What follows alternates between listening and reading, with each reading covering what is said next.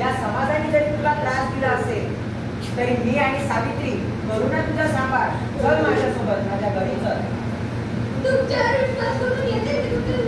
चल.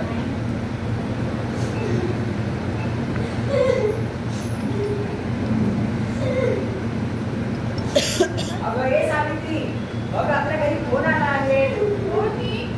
अगं हिला घरात घे सांगतो ना तुला. पुढे ठेवायला पाहिजे होते ना.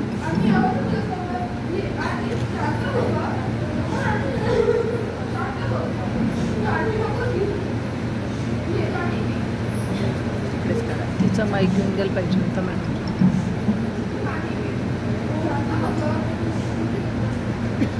त्याला उचला लोक आहे कसं करत.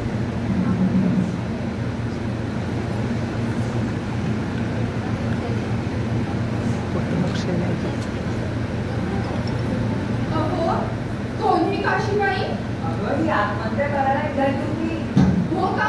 हो. का बरं आत्महत्या करत होती हो ही?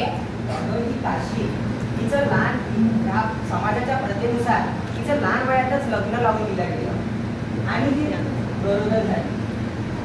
त्या थोड्या दिवसानंतरच तिच्या नवऱ्याचं निधन झालं आणि ही विधवा झाली. हो का? तिला घरातलेच नाही तर समाजातले लोक अपशकुनी समजू लागले. या सर्व जाताला त्रासून आत्महत्या करायला निघाली होती.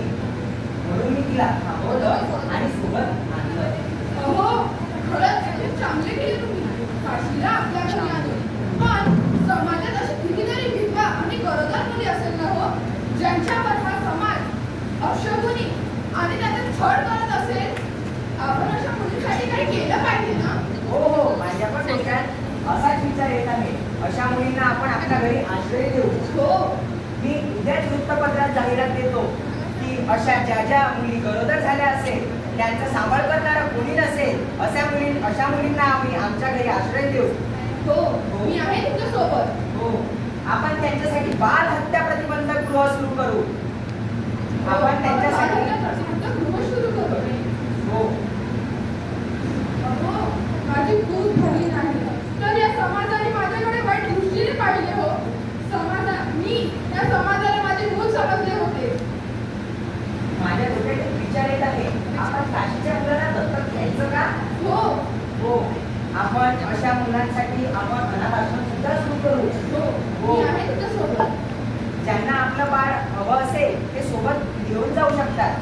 ज्यांना आपलं बाळ नको असेल त्यांचा सांभाळ आम्ही करू. हो मी करेन त्या बाळांचा सांभाळ. हो अगं काशी इकडे ग.